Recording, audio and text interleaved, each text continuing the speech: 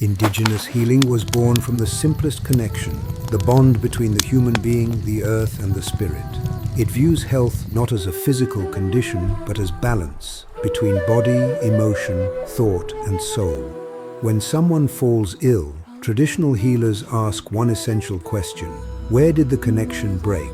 Where did you drift away from yourself, from your community, or from the living world around you? Illness, in this understanding, is not a failure. It is a message, a call to return to harmony. Healing begins not with a medicine, but with listening to what the body is saying, to what the heart is hiding, and to what the spirit is trying to remind you. Healers work through many forms: song, meditation, movement, sacred plants, cleansing smoke, circles of sharing, and ceremonies of prayer. Each of these is not a treatment in the narrow sense, but a bridge reconnecting a person to what is alive around them and within them. At the center of this philosophy stands the medicine wheel, an ancient symbol that portrays human life as a circle held by the four directions: the east, spirit and inspiration; the south, emotion and heart; the west, body and the transformative darkness; the north, thought, maturity, and wisdom. And in the center, the soul, the place where everything meets. True healing, according to this tradition, is not an external act. It is an act of remembering who you truly are, where you come from, and what keeps you alive. When a person returns to their song, when listening replaces noise, when breath moves again in rhythm with the world, that is where healing begins. Because indigenous medicine is not just ancient knowledge, it is a way of life that reminds us of something simple and profound. Wholeness already exists within us. It only waits to be remembered. Every indigenous community has figures who stand at the meeting point between the physical and the spiritual, the healers. They are not doctors in the modern sense. They are caretakers of balance, storytellers, counselors, and bridges between worlds.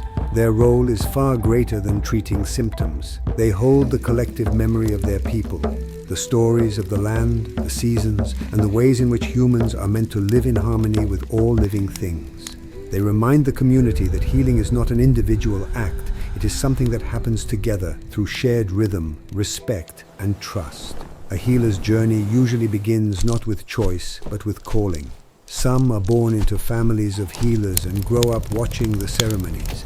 Others are called through dreams, visions, or through their own experience of illness, a period of darkness that becomes their teacher.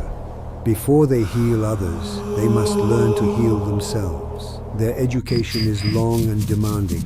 It is not written in books, it is carried through time. They study the language of the wind, the cycles of plants, the signs in the body.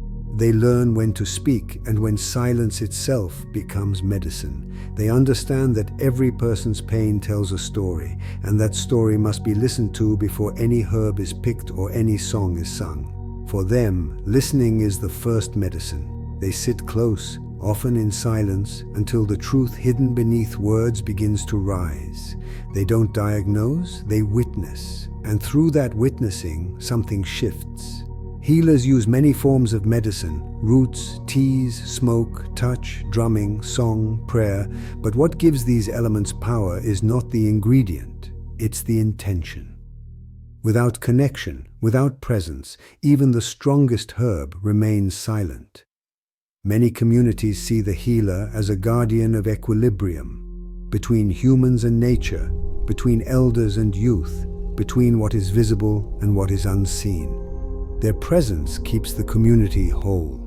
When they perform a healing, it is not only for one person, it is for the circle, for the family, for the generations that come after. To meet a traditional healer is to meet a mirror, one that reflects not your wounds, but your possibility to become whole again. They do not claim to fix you, they help you remember your own medicine. And in that remembering, something timeless happens. The balance returns quietly, like the sound of wind moving through the trees. The healer does not heal alone. They listen with the earth. They sing with the ancestors. They breathe with the fire. And through them, the spirit of the community stays alive. In indigenous healing, spirit and mind are not separate worlds. They move together, like wind and flame. When one grows weak, the other flickers. To restore balance, both must be cared for. The mind is seen as the storyteller. It shapes the way we see life. The spirit is the listener. It remembers the truth beneath the story. When trauma, grief, or fear disturb that balance, the spirit grows silent and the mind begins to wander. That is when illness, confusion, or sadness can take root. Healers say that most suffering begins with forgetting who we are. We lose connection to our inner song, to the rhythm of nature, to the wisdom that once guided our ancestors. Healing, therefore, is an act of remembering your story, your purpose, your place in the circle of life. Rituals play a central role in this process. The purification lodge, the songs around the fire, the smudge of sacred herbs, each is designed to quiet the noise of the mind so that the spirit can speak again. The songs are not entertainment, they are medicine. Each rhythm helps release what the heart holds in silence, fear, shame, loneliness, so that light can return. The healer does not interpret the spirit, they invite it. They create a space of safety where the invisible can move and be felt. It may come as tears, as warmth, as a sudden calm, or as a memory that finally makes sense. In that moment, healing happens not because something was added, but because the person has allowed themselves to be whole again. Ceremonies remind people that the spirit is not somewhere else. It lives in every breath, every heartbeat, every word spoken with truth. To heal the mind is to guide it back to silence. To heal the spirit is to let that silence become song again. When the spirit and mind walk together, the world feels different. Colors return. Dreams become clear. The person no longer fights their pain. They learn from it. And that learning becomes strength. Indigenous healing teaches that balance of spirit and mind is not a goal to reach. It is a relationship to maintain every day. Through gratitude, through ceremony, through connection with others and with the land. It is not about perfection. It is about remembering that life itself is medicine. In every indigenous tradition, healing begins with a return to the elements. Earth, water, fire, and air, the four sacred forces that sustain all life. They are not symbols, they are living teachers. Earth is the first medicine. It feeds, holds, and receives us. From it come the plants that nourish, the minerals that build the body, the steadiness that grounds the spirit. When someone loses connection to the earth, they lose their sense of belonging. That's why many healers begin a ceremony by touching the ground, to remember that healing starts with humility, with roots.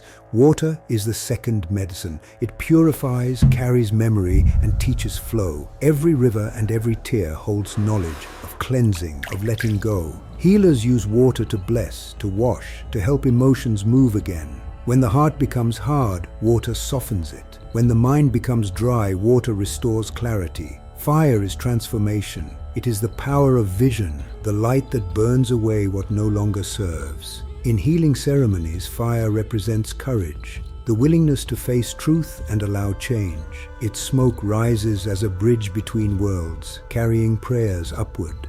Through fire, the spirit remembers its own strength.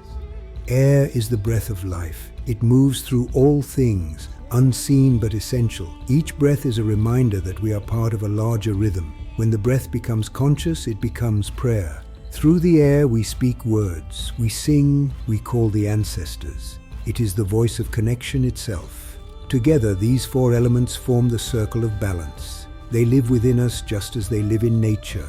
Earth in our bones, water in our blood, fire in our heart, air in our breath. Healing, then, is not about changing what we are. It's about remembering that we are made of these forces.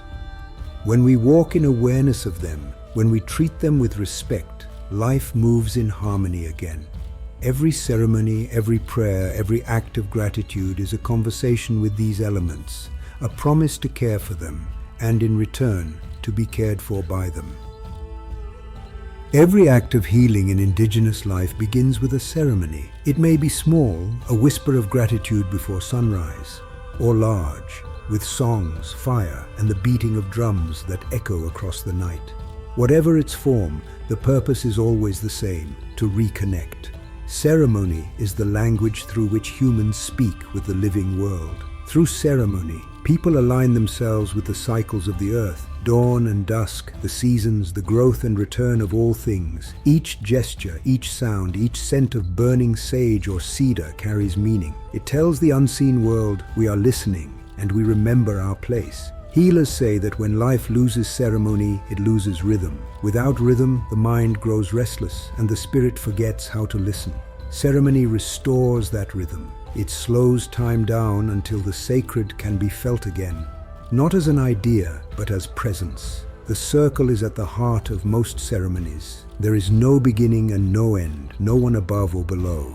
Everyone faces the center, the fire, the drum, the shared intention. Inside that circle, people remember that healing is never solitary. It happens together when voices, hearts, and breaths move as one.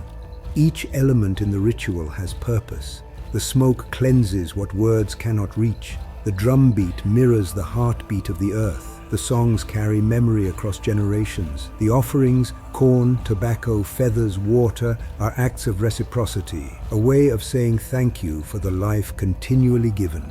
Ceremony is not performance. It is relationship. It teaches that healing is not about power, but about participation. You do not attend a ceremony, you enter it. You become part of the dialogue between human and spirit, between the visible and the invisible. In that space, transformation happens quietly. The pain that felt personal begins to feel universal. The individual becomes part of the circle again, and balance returns. When the songs fade and the fire cools, the ceremony does not end. It continues in how one walks, how one speaks, how one treats the earth and others. Because for Indigenous peoples, ceremony is not an event, it is a way of living in constant conversation with creation.